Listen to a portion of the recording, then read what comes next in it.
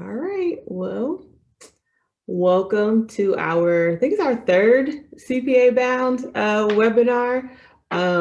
This one, we are highlighting some of our CPA Bound members that have their own businesses or practices as well, just to, in honor of Black history, and then just to promote other Black excellence and our people that we are studying with every day. So I'm going to give a little history about CPA Bound, and then Carmen is going to talk a little bit about Black History Month, and then we'll get into the presentations. So you can skip this slide. Oh, I guess introduction. So I'm Zanae Brooks. I am, I guess, the founder or so of CPA Bound. I'm regional president and national director for NABA. I also work at Crow as an auditor. And then, Carmen, do you want to introduce yourself real quick? Yes, I'm also a member of NABA CPA Bound, recent CPA, and I'm an accountant at Omnitrex currently. You are a CPA at Omnitrex? Yeah, not just any regular accountant. I am a CPA at Omnitrex. Right, and you can see my balloon. So I just found out I passed last week, so we're excited about that. So on the slide, you can see we haven't updated it yet, but these were the first 8 people that passed. And then this year as well, we've had, I think, 4 or 5 more people. So I think we're up to 12 now, people that have completed their CPA licenses, which is exciting for us and the program. Right now, what we're doing is just studying together as part of the community in GroupMe and on Zoom. But there is a task force put together, me and Carmen and some other folks that work at like the Indiana CPA Society and other corporate professionals and CPAs that are helping us build out a larger platform. So we're really close to having a website so we can post our study sessions and all of that on the website versus having to use our own personal Zooms. We have newsletters that go out. We're working with corporate partners, and like Becker has already agreed to partner with us on some things. So we're working on what does that look like from getting licenses for our folks to be able to study and have some scholarship dollars or whatever. So more to come on that. But for now, we are still successful because it's just a community of folks trying to encourage each other, mostly working professionals, to get through the exam. And the last thing is the shirts. So a lot of people have ordered shirts already, but I do have on the shirt again. It's a CPA Bound shirt. I also have, there's like a CPA-ish shirt and an accountant-ish shirt. So I'll put the link in the chat, but it's also been in a couple of the newsletters if people want to order shirts as well. So I'll stop there. Follow us on social media in our LinkedIn page and on the national website. If you haven't joined already or you're just finding out about it, go to the national site and you can read our mission and our vision and our long-term goal. And there's a link to sign up for CPA Bound there as well. So I will stop talking and turn it over to you, Carmen. Okay, so this is just general housekeeping rules. I put the next 3 updated dates where if you take your exam by this date, and as well as the score release. So feel free to take a picture, feel free to screenshot, and also continue to follow NASBA, AICPA, and your State Board of Accountancy for updates relating to exams, updates, score releases, and extensions. I know with the current winter storms as well as COVID, there are a lot of extensions being made as well as adjustments. So of course, reach out to your board if you ever feel like you need one, if you feel like the weather or COVID has impacted you.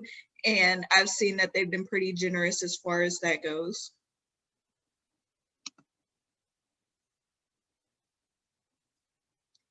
Okay, and this is just a quick video for us to watch, you all. This will kind of be our icebreaker for today. And this is just the history behind the original Black Wall Street that happened in Tulsa, Oklahoma, just to give you all an idea of, if you don't already know, what Black Wall Street is and how prominent it is today in our Black communities.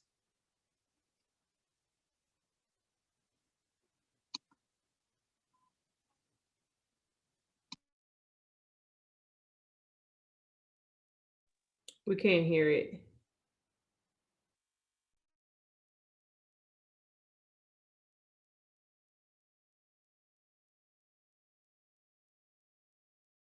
And early 1900s, many African Americans moved to Oklahoma to get away from the racism and prejudice of the southern United States. For a chance to start over in a more friendly place, African Americans came by wagon, horse, train, and on foot to settle in the city of Tulsa, Oklahoma, in an area called the Greenwood District. By 1921, Greenwood had become a successful district for African Americans. No whites lived there or did business in the area. Around 10,000 blacks had homes in Greenwood. The businesses owned and ran by African Americans were very successful. Wealthy African American businessmen, doctors, lawyers, realtors, and other professionals called the Greenwood District home. Banks, churches, stores, newspaper publishers, hotels, theaters, a post office, libraries, schools, and airports thrived in the area. Greenwood was the wealthiest black community in the United States. It earned the title Black Wall Street, a name given to mimic the United States financial district in New York City named Wall Street. Late in the month of May 1921, an African American by the name of Dick Rowland was accused of attacking a white female elevator operator. He was later cleared of the crime, but not before the newspaper, the Tulsa Tribune, published a story about the accused attack. On May 31st, an angry mob of white men armed with guns decided to kill Dick Rowland when he was released from jail. A group of African American men heard of this plan and also went to the jail to protect Dick. An argument started between the two groups and a gun went off. This started a violent riot. Whites flooded into Greenwood with the intent of destroying it and killing African American men, women, and children. On June 1st, military troops were brought to Greenwood to stop the violence, but by then, 1,000 African American businesses and homes were wiped out. The American Red Cross estimated that over 300 people were killed and 35 city blocks were destroyed by fire. The Tulsa Race Riot was the worst riot over the issue of blacks and whites in the history of the United States. After the riot, Greenwood was rebuilt 5 years later and became a famous place for jazz and blues music in the late 1920s. For many years, the details of the Tulsa Race Riot were kept out of the history books, but in the early 2000s, a study revealed the facts.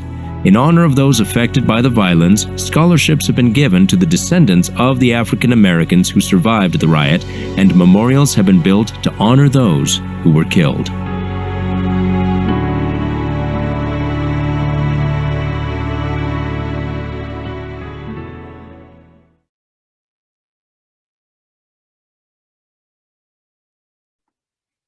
Okay, so as you all see, the Black Wall Street was, pretty much a city filled with Black businesses. You had your Black pharmacies, your Black hospitals, your Black gas stations. Everything was Black owned, and it was pretty much like the Wall Street that we know today, except Black edition.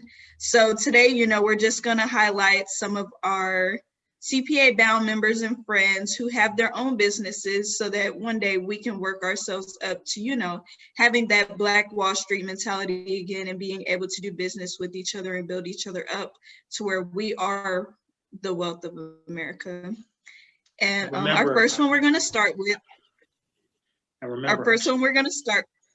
Oh, sorry. What did you say? I was going to say, remember, Herschel Walker said reparations aren't needed. Crazies. Sorry about that. Random thought. Thank you, Tremaine. So first we're going to start with our first presenter, which is Morgan Reed, CPA, as you all may know. And I'm going to play Morgan's video. And at the end of Morgan's video, we'll have a chance to ask her questions or for her to talk a little bit more about her business.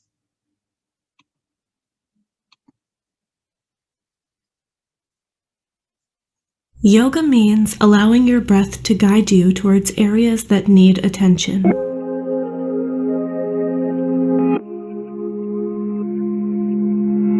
may be areas that you forgot about or have never explored before.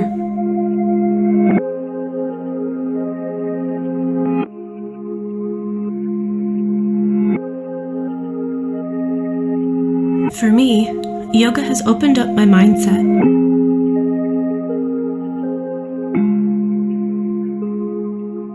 It has helped me to clarify goals and move forward with grace, especially when things don't go as planned. It has prepared me to expect the unexpected, and most importantly, to be okay with that.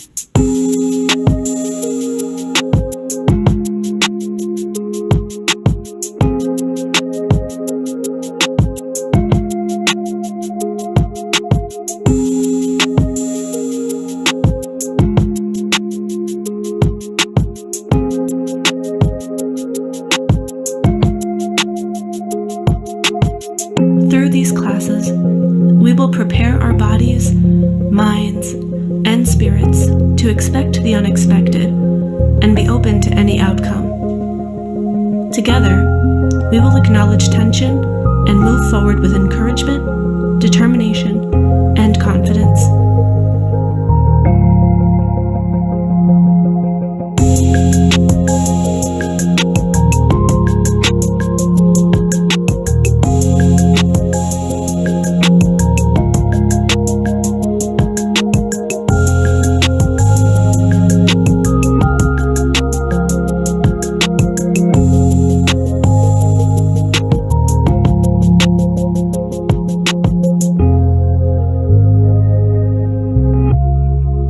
I'm Morgan Reed, and I am the RYT CPA.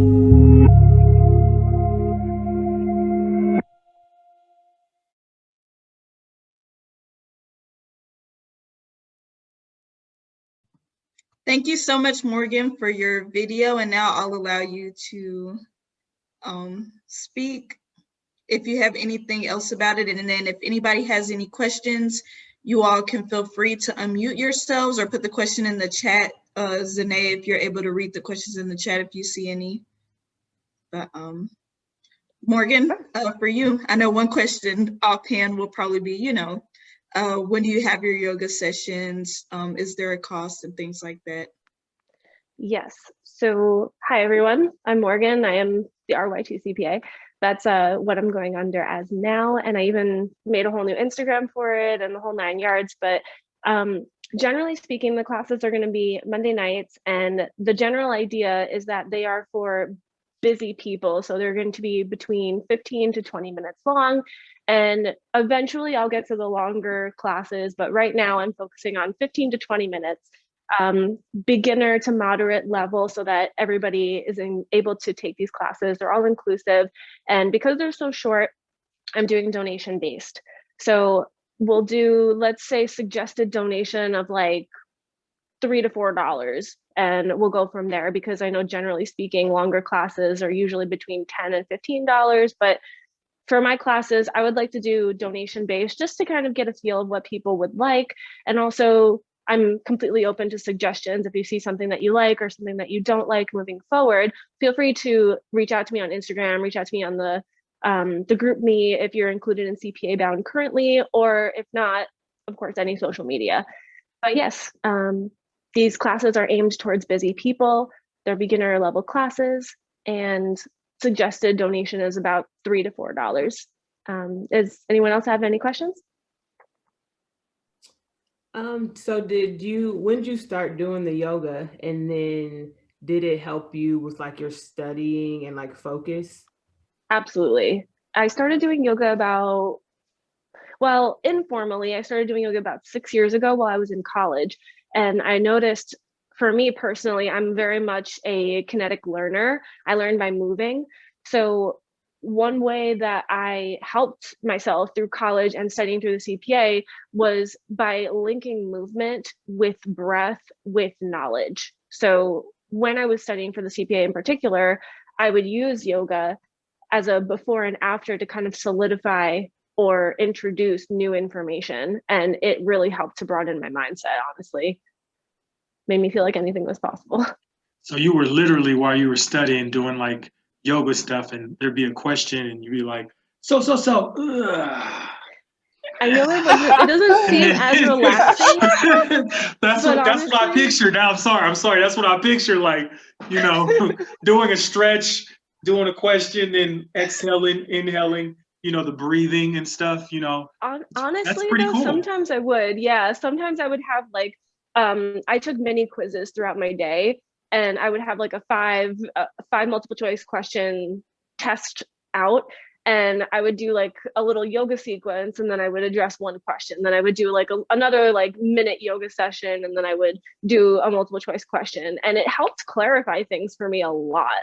Like, and it also like when I was testing, I would remember certain yoga sequences that I did that matched up with those multiple choice questions, because like I said, I'm a kinetic learner, and going back to those movements when I'm trying to refer to something has really helped me retain information. So in the future, I would like to accumulate some kind of yoga CPA study material, but that is like end goal. So I'll get there when I get there, but that would be great, honestly. Yeah, I definitely felt like a Dragon Ball Z type of, you know, how like Goku went through like the training, like, in, you know, the FAR session. So it's like the training, I'm getting beat up. And then once I passed, I just did like a, you know, like went to another level. So definitely, I think it could help. Definitely. Well, thank you. Thank you for that. Hey, Morgan, I have a quick question. Did you say what time you will be holding these yoga sessions? So I am open to probably like obviously early in the morning. We all know that, well, if you're in CPA Bound, you know that the classes that are really early in the morning are the ones that I've been doing, but probably later in the evening now. So I'm thinking somewhere between 7:30, 8 o'clock Eastern Standard Time. I know some of us aren't necessarily on the same time schedule, but time zone. But yes, I was thinking somewhere between 7 and 8 Eastern Standard Time at night. And then in the mornings, I would still like to do 6 o'clock in the morning, but those, you know, are completely optional. And also I will have them available on Vimeo later on as well. But because there is a suggested donation, I may put a couple of them up there just to start, and then we'll see going forward how much of them I'll actually leave on Vimeo. But I do want to have like only, because I'm going to be consistently putting content out there, so I'm going to have what's the word I'm looking for? Like a time limit. Like I'm only going to have one class up there for 30 days and then another class up there for 15 days or something like that. Does that make sense? Yes, makes perfect sense. Thank you. No problem. Is there a sign up? Like how, like where are you posting the schedule? Is that on Vimeo or somewhere else? So I'll be posting on Instagram every day, but generally speaking, I know that my schedule is going to be Monday nights and Monday mornings. So every week I'll record one class in the morning and also have a live class at night. Okay. And I know your Instagram was on your video, but do you mind putting it in the chat or saying it out loud? Sure. It is at the it's at RYT_CPA. Hi, Morgan. Thank you. I joined a little bit late, but this I think will be perfect in the evening because I think it will help me sleep. Because I'm having a little trouble falling asleep at night. And definitely. And that's why I wanted to have the contrast too. One in the morning to energize people who want to like use this to, you know, start their day, and then another session at night to have people wind down from their day. Is that why you get up so early in the morning? Is because you do yoga at night? Well, yes and no. I get up early to do yoga, and then I also go to bed early so I can get up to do yoga in the morning. Yes. Okay. All right. Wonderful. Any other questions? Well, I just want to thank you so much, Morgan, for you know, presenting everything. And then also too, if you want to reiterate any of your information in the chat, feel free to do so. Everybody, you can take a picture of this or it will also be recorded. Thank you, Carmen. No problem. Okay, next presenting, we will have Tremaine Rice. And I will play his video, and once his video is over, we'll be able to ask Tremaine questions.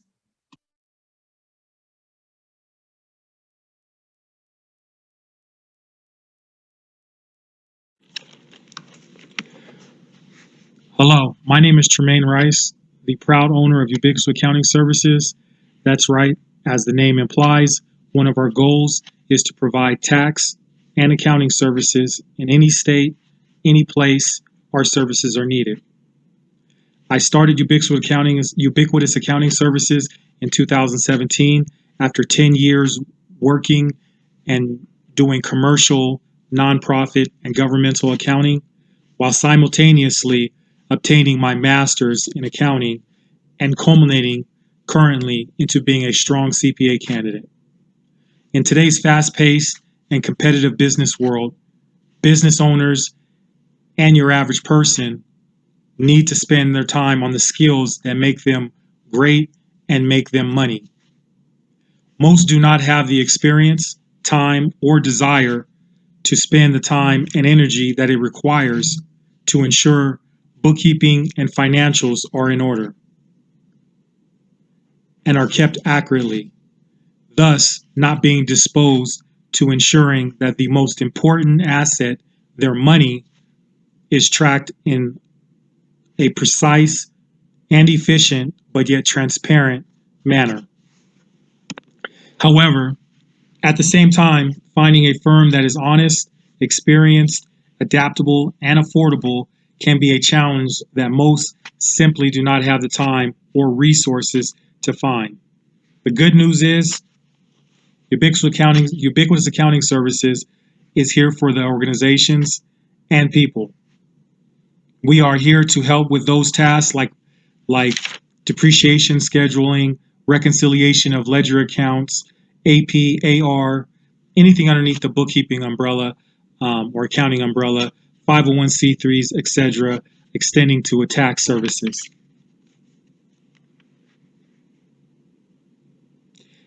As well as financial analysis, growth planning, and more that most business owners which sometimes wish somebody would take off their plate.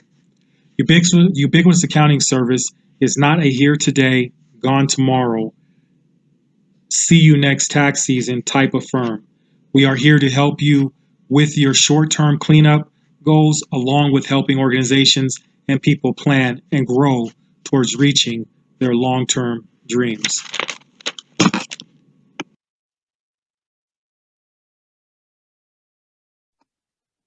Okay, now Tremaine, we're going to do the same for you. We're going to allow you to speak anything else about your company and then open it up for questions. Anybody can put in the chat or speak out loud. I swear I can read faster than that, I promise.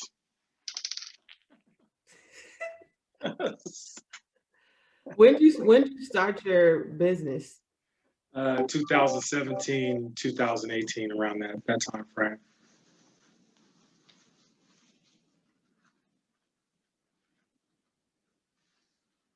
What are some of your favorite projects that you've done? Would it be tax, bookkeeping, and also how did you start? What made you first start? Well, I first started because I was having trouble gaining permanent employment, and my good friend Miss Suddiff, or should I say, a couple of my good friends, they were kind of pretty brutal to me, telling me I needed to stop whining and complaining. You know, sometimes some women are, and so they told me, why don't you go ahead and start your own business, since you got everything you needed, you know, as far as knowledge and ambition and everything. So that's what I did. And as far as projects, you know, I have mostly tax clients, of course, because still trying to build on the accounting side. But I have as of the past, 3-4 months, I've had an ERP engagement that I'm in consideration for a health company or health institution, and it's about 35 facilities. They're in the process of picking between 3 or 4 individuals. So I'm excited about that. I just got, as of maybe 4 days ago, a club, BOP, which is the African American owned company out here. And so they want me to do their accounting, including picking out their ERP system. So I got that, and so I'm pretty excited about that. That's gonna start Monday, and then I've got some other. You always have, like, you know, when you're starting up. Does anybody out there have their own accounting firm? Probably not. Probably so. We're hoping one day having one. Right. So in the beginning stages, you know, because I didn't work for a big four or something like that, and able to take clients. So like I get a lot of small and medium, or, you know, startup companies. So actually I got my first law firm too about 2 weeks ago. I'm pretty excited about that. So yeah, it's just a bunch of I've definitely got accounting clients, but they're all usually mostly startup, or, you know, we'll see if I get that big engagement with the ERP. That'll be nice. And I got a construction company that's supposed to be getting, they're in considerations of whatever, supposed to be getting. So anyways, I got clients and stuff. So we'll see how it all goes though. Do you have staff, or is it just you? It's always originally just me, because I will take down anything that I can personally, but I have friends, like my good friend Bonnie. She's a CPA, and she's always either throwing me clients, which is the construction thing. So and if I do get the ERP engagement, I definitely will be working with her, because she has a wealth of experience, especially in the medical field. Yeah, it is. She's like my secretary slash. I wouldn't. If she was here, she'd probably slap me if I said secretary. But you know, but we're good friends and stuff, you know. So yeah, we work together, I guess you could say. I have a quick question. Are you trying to take opportunity of this remote environment? I don't know where you're located, but I could see a lot of opportunity in Texas. If you can have the opportunity to take work remotely. Oh, of course. I'm open to all avenues. Yeah, definitely. And especially with COVID and stuff, a lot of the work's going to be remote anyways. So yeah, definitely. And I'm located in Aurora, Colorado, or just Colorado currently. But it's funny that you said that, because I would love to get out of Colorado and get into some, like, you know, Texas market or DC or whatever. Okay. Yeah, Texas is amazing. Yeah, go Longhorns, right? Jermaine, I have a question for you. Mm-hmm. So would you consider going international, or is that a long-term goal at some point, or are you sticking to national level? Right now, I mean, obviously it's the national level. I wouldn't be opposed to it. I actually had, since I've had my business, it was on the tax side though, but it was odd enough, some gentleman that was doing business in America but was from Ukraine, he was looking for my services. We didn't end up, he didn't end up you know, matriculating as a client, but we were in discussions, and I don't know, he might have went with another firm or something like that. But yeah, of course, I look at it like I'm a CPA, right? I'm going to be a CPA. So there's nothing that underneath the umbrella that I'm not interested in. I think that's how a human being, unless they have like a natural affinity for some perspective of the, you know, accounting industry. I mean, that's how you find your niche if you do end up specializing. I think so. Great question, though. That was a great question. Outside the box. It would come from the yoga. Amanda put a chat in the CPA Bound group me. I don't know if you saw it, but she just said that she was in the process of finishing up the legal side for her business as well. I think that was in response to you asking if anybody else had a business. Nice, Amanda. And to add to that, because I'm at work and I'm texting you guys, so it's kind of hard. I do have a question. Why she put it in the group me? Yeah, I kept, so because I'm literally leaving work, so I was just like, I'm just sending texts and in the chat stuff, so it was a little awkward. But I do have another question. How were you able to, like, how did you go about obtaining these contracts like with the potential ones that you're in the process of getting. If that makes sense. Right. So I have a website that's functional. It's been functional for about at least two of the years I've been in business. And so the ERP engagement with the health industry, I think I was referred to them. Okay. I was either referred or they just went to they went to so I'm in this Black business kind of like a virtual magazine or whatever you want to call it. And so they looked me up there, and they were looking for an accounting firm that was Black owned. And obviously there's not that many, so mine stands out in there. And so they picked me. And so they are, from what she told me, the lady told me she's looking to give this project to an African-American owned accounting firm. And so mine's obviously in Colorado. I don't know who I'm in competition with, but that's how they found me. And then just like the BOP, that was word of mouth with some work I've done. My good friend, she called me and said she would recommend me to those folks. And so a lot of it, ironically, is kind of like word of mouth or just being posted in these marketing ads or whatever you want to call it. And so that's really how I get clientele as far as on the accounting side. The tax side, that's more groundwork, because I'll meet somebody. I've met clients in the grocery store looking at dragon fruit, and if I remember, I'll ask you, do you have a good tax accounting? And usually it'll come to some type of they'll be my client. Okay. Thank you. But marketing is a big deal with anything you do in business, and I suck at it. 3 years. Because you can't read. Hooked on phonics. Hooked on phonics, right? That's what I sound like. I was on the thing. I was like, in my head, I was like, man, I could do so much better. But we're accountants. Yeah, I'm a lot more fluid when I'm actually talking. That's probably why I should have. I put in the chat though, so NABA has a relationship with they used to be called the Division of Firms, but they're called Diverse Organization of Firms. Mm-hmm. And it's basically like NABA before Black-owned CPA firms.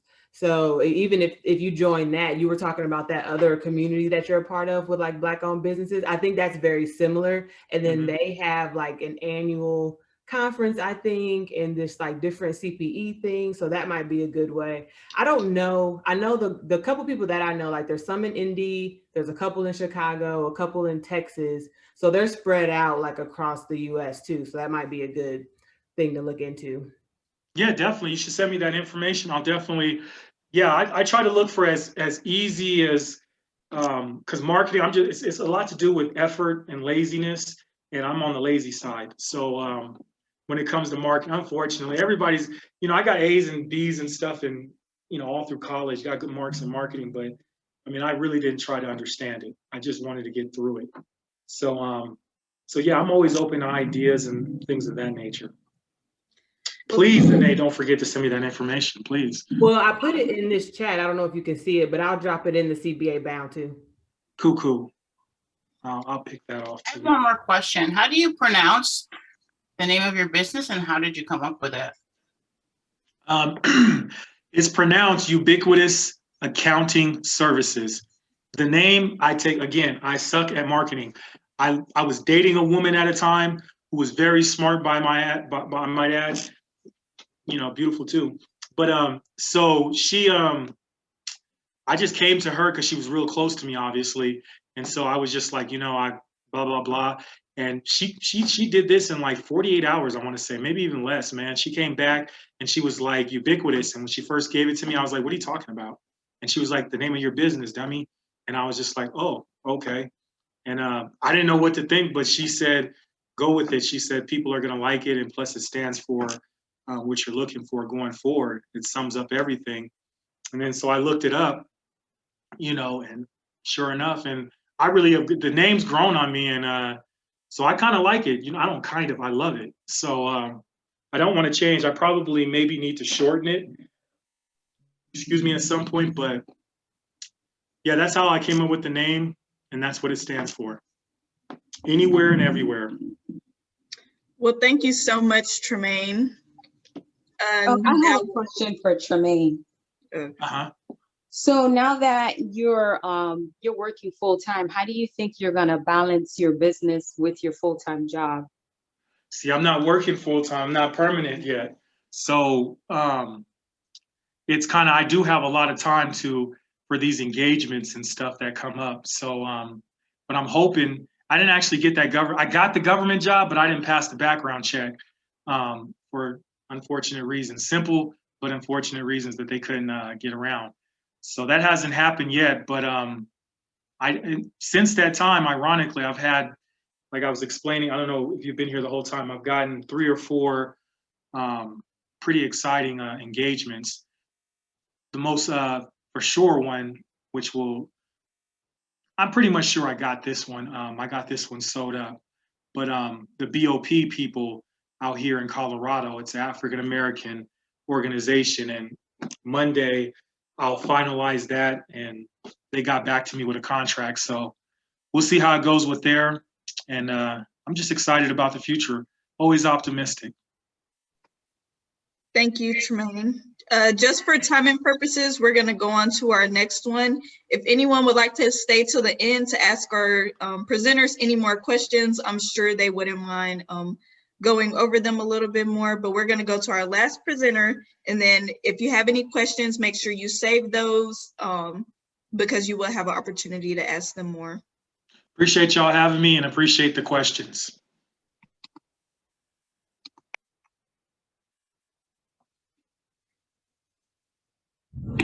Good evening. Good evening, everyone. Okay, next we will have Aaliyah Myers, and I'm going to play her video. And again, for anybody who recently came in, we're going to watch the video, and then we will have an opportunity to ask her more questions about her business. Everyone, my name is Aaliyah Myers. I am the owner of Essentially Aura Candle Co. I'm here just to give you a little bit of information about what it is that I do and a little bit more information about my business. So my business got started in May of 2020. Pretty much it started out as a hobby. My love for candles is pretty serious, so I made it into my hobby, and then when I realized how many people wanted to support me, I actually turned it into my business. And so it pretty much just took off from there. I did a lot of research on what kind of waxes I wanted to use, what kind of candles do I want to provide. Well, I'm still learning and I'm still researching many different ways to keep it creative and keep it exciting and very fresh for my audience. So I'll kind of go over just a little bit of my candles. This one here is just like a Japanese cherry blossom candle. It's 2-wicked. Some of the candles come colored, some of them do not. It just depends on what kind of scent you have and what color I want to match it up with. And this canister is a little bit different from my other cans that I use. So this is typically my normal one that everyone orders. It's something like this. Again, it's double wicked. And this one here is very different. This one's one of my newest inventions. Pretty much I'm starting to get into food candles. So this one here is a latte candle. It's all candle, it's all wax. I created it myself and I piped it myself. So I'm very excited about my new venture into food candles, so stay tuned. This one here is just a different jar. This one is mahogany teak wood. My top 3 bestsellers would be Berry Bliss, mahogany teak wood, and creamy vanilla. I run into that all the time, and so it's definitely a fan fave. I really pride myself in 100% natural soy candles for many various different reasons. I won't go over all of those reasons here on this quick video, but if you have any questions as to why I choose to use the soy wax over other waxes that maybe Bath and Body Works or Yankee or White Barn, what they use, then that's totally fine. You feel free to email me at essentiallyaura18@gmail.com, and I will answer whatever questions you have for me. Pretty much, I do have a website where you are able to order. It is www.essentiallyauracc.com, and you can go onto the categories. I have room sprays, I have accessories, as well as many different kinds of candles on there, and you can go on there and check them out and select your various different sizes. I do have various sales, so please follow my social media pages. It is Essentially Aura Candle Co. on Facebook, and on Instagram, it is essentially_aura. So please follow those pages to keep up with everything that I'm doing. Let me know if you have any questions, and I hope that you've enjoyed this little tidbit here. Thank you.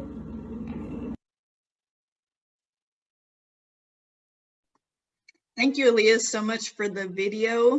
I myself am an avid candle buyer. I have at least 15 on my window still. I light them all day, every day.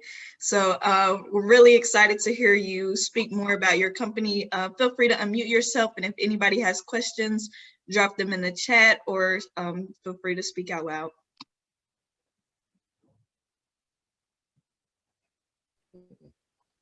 Hi, Aaliyah, it's Morgan.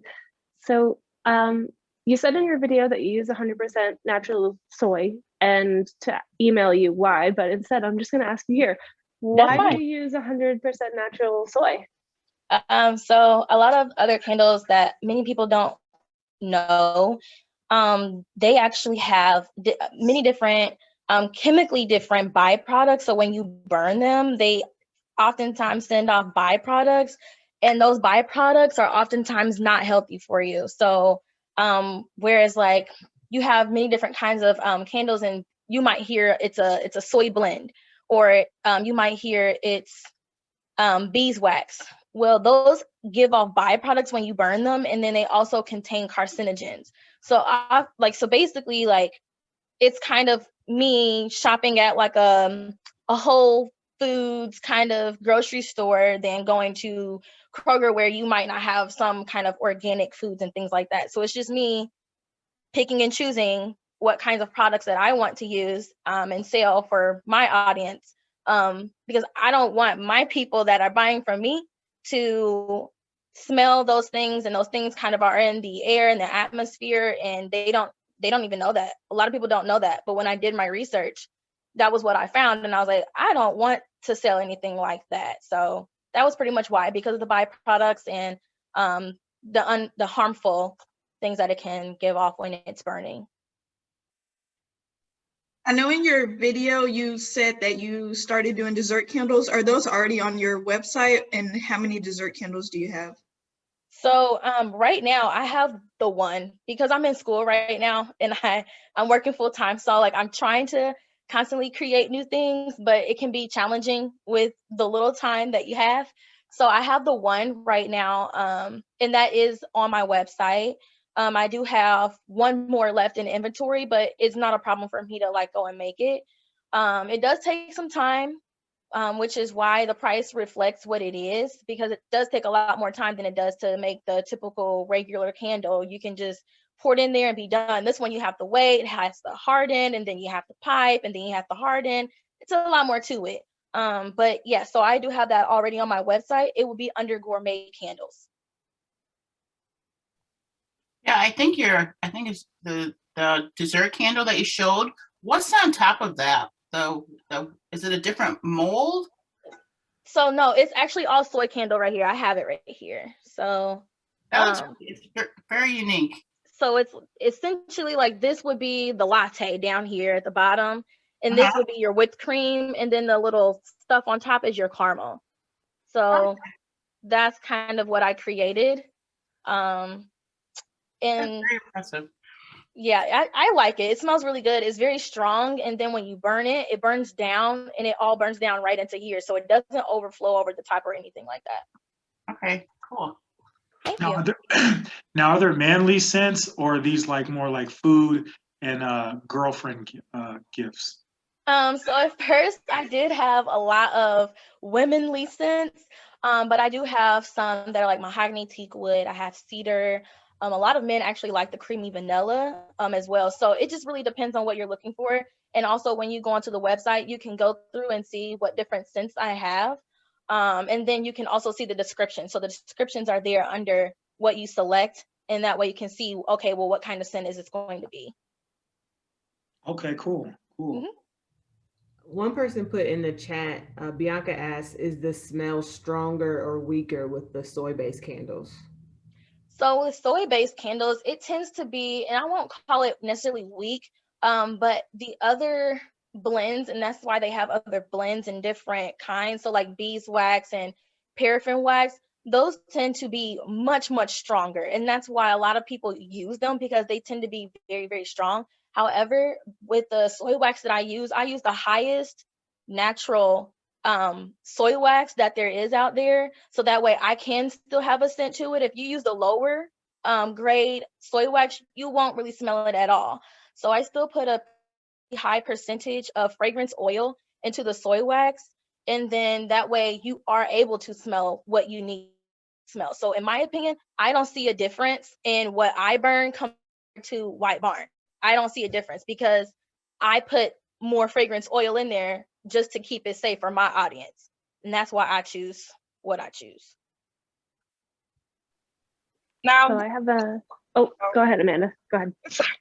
I have a question. So whenever you're selling your candles, are there candles that you're selling like on a seasonal base, like in the fall, winter, as opposed to like the spring and summer, or you just sell candles that is more target for all year round? So that's a really good question. I started out selling them seasonal, and they still are pretty seasonal, but I do have some that are pretty much year round. So like creamy vanilla, the berry bliss, and mahogany teakwood, those are going to be year round. And I have many more, but I just released like lavender vanilla because spring is coming up. But that might be something that I might add to my, pretty much my all the time scents. But there are some like pomegranate cider and autumn harvest. Those are probably going to be just my fall time scents. So I do release things very often. And then some things that I really like and that are fan favorites, I keep for anyone to purchase all year long. Okay, thank you. Thank you. I got one question. So, do you use like sages and stuff like that too? Or is that rhetorical? I don't. No. It's some people do, but I personally don't. I haven't really gotten into that. But I do plan on going into like decorating my candles a little bit more, but I just really haven't had the time to research, because you have to watch what you put into your candles. Otherwise they'll burn and all these kinds of things you don't want to happen to your candles. So I kind of err on the safe side pretty much. I can dig it. So first of all, you and I are going to have a talk, because I love burning candles when I do yoga. So that's for one. And two, what is the biggest size candle that you have? Because generally speaking, I like to have one candle that lasts for a really long time. So the biggest size that I have right now is, can you grab that one for me?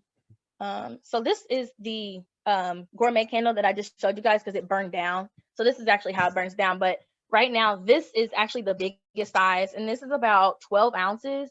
But on my actual website, the biggest size that I have is an 8-ounce candle. I just haven't really made other candles in something like this. I just kind of leave these for my gourmet candles. So the biggest size that I truly really offer right now that is on my website is the 8-ounce. And that is this size and this size pretty much. But they kind of come in different vessels. Gotcha. How long do those last when you burn them? So because you're only supposed to burn them about 2 to 3 hours, no more than really 3 hours, I can burn them for about 2 weeks? Yeah, about 2 weeks. I didn't know that there was a time limit on how Yes, that's a whole different thing. Like I could go on and on about candles all day long. You are not supposed to burn your candles all day long. If you do that, you will not have a candle for another week or so, because it'll go, and it's unsafe at that point if you burn your candles more than 3 hours. my Bath and Body Works lasts like a day and a half with me burning them. Yeah, you can't do that. Like, you will not have a candle at all if you continue to burn it all day long. But I have people that have said that, and I'm like, that's not good. You shouldn't do that. Don't tell me you did that.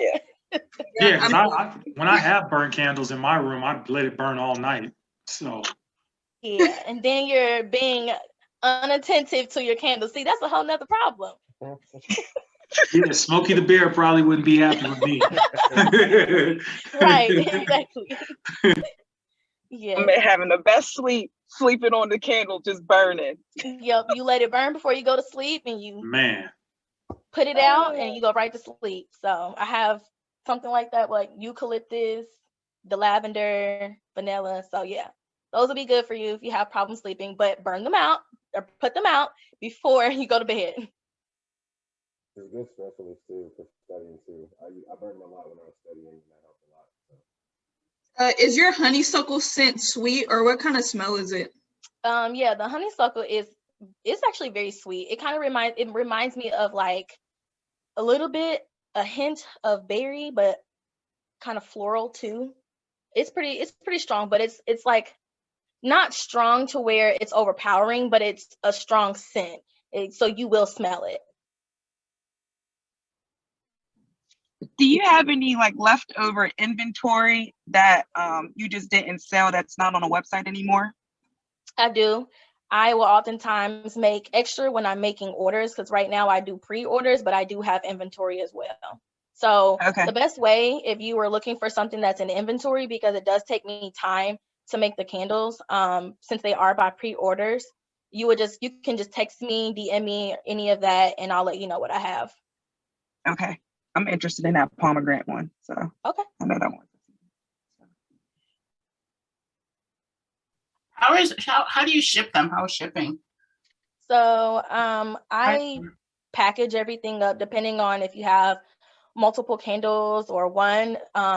I decide on what packaging I use, and so I wrap them all up in like a saran wrap, bubble wrap, and then I also wrap them up in packaging wrap, so that way it gets to you safely. I've never had a problem, actually, knock on wood, I've never had a problem with anyone receiving their candles and they've been broken or whatever the case may be. So it's been doing pretty well, and I've been shipping since November.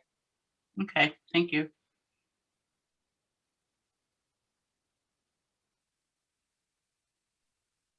All right. Well, candles are dope. Everybody. Yep. What do you say, Tremaine? Candles and scents and things of that nature, they're pretty cool. Yeah, they're really good self-care items, especially for you all that are studying and into,